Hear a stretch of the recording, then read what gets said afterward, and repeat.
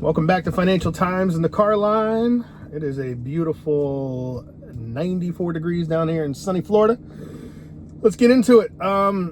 People often ask me, when I tell them what I did for a living, they ask me where I hold my money, the majority of it. So there's a variety, and the percentages break down different for everyone, so there's not a set dollar amount that's right for everyone. This is going to be tailored to you individually. So first and foremost, what I tell everyone, and I preach this to the mountaintops, and majority of people in my extended family probably get in my extended friendship circle get absolutely annoyed with me constantly because I'm like, well, where's your budget? I constantly ask everyone, where's your budget? Well, I know what my bills are. No. It's not what I asked. Where is your budget? You need to have something physically written down, planned out months in advance to forecast where your money's going to go, how to save money, how to control money, how to direct the flow of money. There's your ins and outs that are going to be normal everyday expenses, your every monthly expenses, your mortgage, your rent, your electricity, your water bill. So that's all budgeted out, boom, boom, boom, months in advance. That's not going to change for the next, the next 12 months, because your escrow is not going to change in your mortgage for 12 months. Your rent's not going to change for 12 months. And your electric bill is going to have an average for 12 months. So your water bill, all that stuff, your car payment's not going to change. Your insurance isn't going to change. So you should know typically what your budget is for that 6 to 12 month period. I just say 6 months because I do my budget out about every 5 months. But with that being said, let's break it down. So first and foremost, people talk about an emergency fund. That's your savings account, but not your standard savings. I opened up a high yield savings.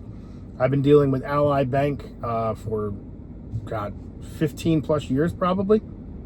Prior to that, in like 2004, maybe 2000, 2005, I had an ING savings account, and then I moved to Ally Bank probably around 2006. But with that being said, that's the emergency funds. Once I built that up to a comfortable level, I only add a little bit of money to that every month. And when I say a little bit, like 75 or $100, I just, it got to a level I was comfortable at, and you just go on from there. My comfort level was, 4 months of mortgage payments. So my mortgage payment was roughly $2,200. So that's, $8,800. Plus about 4 months of electric bills, so that's about another, and everything else, car payments. So, my comfort level from scratch was it was like 12 grand. That was like 4 to 5 months of living expenses. But that's the SHIT fund.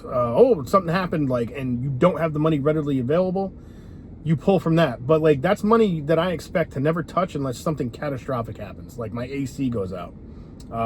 That's something I will touch on when I say rainy day, I mean it's got to be catastrophically pouring down rain. But I'm not going to take that money out unless I think about it for 2 or 3 days. Because here's the thing. If my AC goes out, you can't replace it that day. You got to get someone to come out and take a look at it. Shout out Brad. My AC guy owns Astoria Heating and Cooling. So he would come out and take a look at it. Worst case scenario, if we had to replace it, he's got to order it. So it's a 2 to 3 day process to where we'd even be able to set up an install. So, I'd be looking at my brokerage account, but let's say if you don't have that brokerage account yet, so that money's got to come from that savings. But you got to hit your level. Got to figure out where you're comfortable with. But in the meantime, everyone asks me, so you just focused on building that first?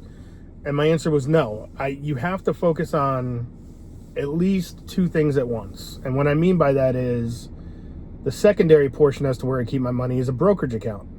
That brokerage account generates dividend income, where you see on the Escaping the Rat Race series that I do, retire comfortably if not early. Shameless plug. That's probably the good majority of all my money. That's where it sits. I'm investing into that brokerage account every month, every week, every month. And I'm building a bigger and larger dividend portfolio where I'm also buying blue chip stocks. So during that time, I was building my brokerage and I was building my emergency fund. Once I hit my emergency fund, I was trying to put like $300-400 a month into the emergency fund, and once I hit that $12,000, I peeled way back. Then I only started doing $75 a month, and then I added that additional. If I was roughly doing like $400 a month into that account, and then so now I'm only doing 75. So now I'm taking that additional 325, stuffing it into my brokerage account. And then the third place, I keep my money is a standard savings, a couple $100, $400 or $500 just sits in there. That's kind of the rainy day fund. Like, oh, we're in between paychecks, and we want to go out and order some Chinese food. I'll pull the money out of there. And then the next place is your standard, your checking account. But then, other people say, well, what about CDs? And I tell them the only time you should be buying a CD is if you have excess money in your savings account and you just don't know what to do with it, and you just want to hold it for 3 or 6 months or 12 months into a CD. And I'm not telling you not to buy a CD, but you could buy a dividend fund that pays 6% and put it into a growth fund. Charles Schwab's SCHD is a decent fund.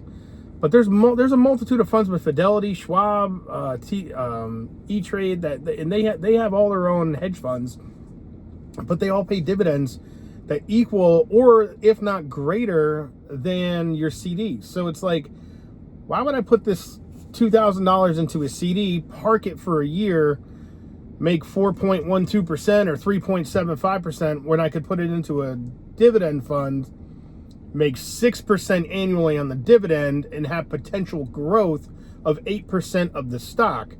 So let's say you grew 10% in the stock, round numbers, you put in $2,000. So boom, that's $200 growth in the stock. And then the annual yield on the dividend is, let's say 5 or 6%. You then also made the dividend. So not only did you make the $200 in growth, but you also have money in the dividend you were constantly reinvesting back. Or that you were putting into a cash account.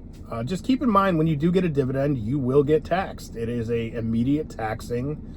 It's capital gains. But most dividends cap out at 20%. Do your homework. I'm not a financial advisor. Talk to your CPA. But the majority of dividends, if you're reinvesting them, I'll give you, for example, my last tax filing, I think last year I made just under $100,000 in dividends, but I was only taxed on like 42K of it at my tax rate. The other portion of dividends, I had reinvested everything. I didn't withdraw that money. I had reinvested, like 58,000 or 52,000, something like that, and it was taxed at a much lower level. And that's when you get into qualifying versus non-qualifying dividends. So speak to your broker about that. Speak to your CPA about that. That is not something that I am 100% versed on, full disclosure. So when people ask me where should you hold your money, it's different for everybody. If your rent's $800 a month, sweet. Put together, $3,200. That's, a few months of rent. Heaven forbid you lose your job. But once you hit that $3,200, peel way back and really start going heavy into the investing side. That's when you go into, building up your brokerage, because that $3,200 should never be touched. That's the big thing. You should never touch that money unless it's catastrophically downpouring. So just keep that in mind. That's why they call it the OSHIT fund. So just bear that in mind. And then your secondary, your high yield savings account, that's where you keep that money. And then you have a regular savings account. Like I said, $300, $400, $500 you can keep in there. I don't keep much in the savings account because they don't pay anything. They pay you less than it's like 0.00 or 0.01%. It's absolutely insane, the ripoff that banks are nowadays. It's bananas. Like when you put your money in there, they give you nothing in return. And it's like, oh, well, we got to pay for the brick and mortar. No, they have a rule. It's like 92.8. They get to keep 92 cents of your dollar as long as they retain. They get to invest 92 cents of your dollar as long as they retain 8 cents. I think that's the standard rule. So keep that in mind. It's like when you give a bank $1, all they got to do is maintain 8 cents of that dollar in the bank itself, and then they invest the rest. So picture them making 8% a year because that's the average return on the S&P 500. They're making 8 to 12% on your 92 cents. So once you hit that $300 to $500 in your normal savings, and you build that, high yield savings account, that's the catastrophic rainy day fund, start driving money into a brokerage. Start putting money into dividends. Get growth funds, get high yield funds, get real estate funds, get medical funds. Check out my series, Escape the Rat Race. I go over all of these. I go over high yield. I go over real estate funds. I go over medical funds, and they all pay. I mean, the lowest one I think I've done pays 4%. That was Coca-Cola. But normally Coca-Cola is at an 8% dividend ratio. It's just that the stock has gone up so considerably, like dollar for dollar for the stock, that the dividend itself hasn't caught up percentage-wise yet. So when you look at Coca-Cola, you're like, oh, it's only 4%. But yeah, your bank's not paying you 4% annually. They're paying you 0.01%. Coca-Cola, you could have bought it $40 a share and just sold for $60 a share. Could have made $20 a share. So keep that in mind. And the longer you hold these dividend funds, if you sell them before a year and you're selling them for a gain, it's a short-term capital gains tax. If you hold them longer than a year and you sell the dividend fund, like the stock itself, it's a long-term capital gains tax. So there's different tax brackets as you start to hold money year over year. So that, that's things to consider. So hope this kind of clarifies as to where I hold my money. Again, savings account for the catastrophic funds, normal savings account for just little things here and there, food takeout, and then my checking account. And then the majority of my money is kept in my brokerage. And then obviously my retirement accounts. But my brokerage holds right now around roughly 38 dividend funds that are paying weekly, monthly, quarterly.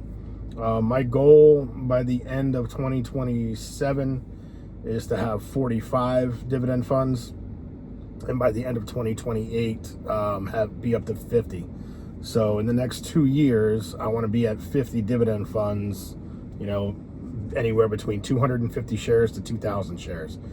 And then I'll probably, once that 2028 mark hits, I'll revisit all my funds and see which ones are at all-time lows, which ones are all-time highs, and then I'll go into the all-time lows, because you want to invest when things are low, not when things are high. So keep that in mind. But I hope this clarifies something. Again, I'm not a financial advisor. Do your own homework, but give a like and subscribe below. Hopefully this was helpful for you. Financial Times on the car line. Y'all be good. See ya.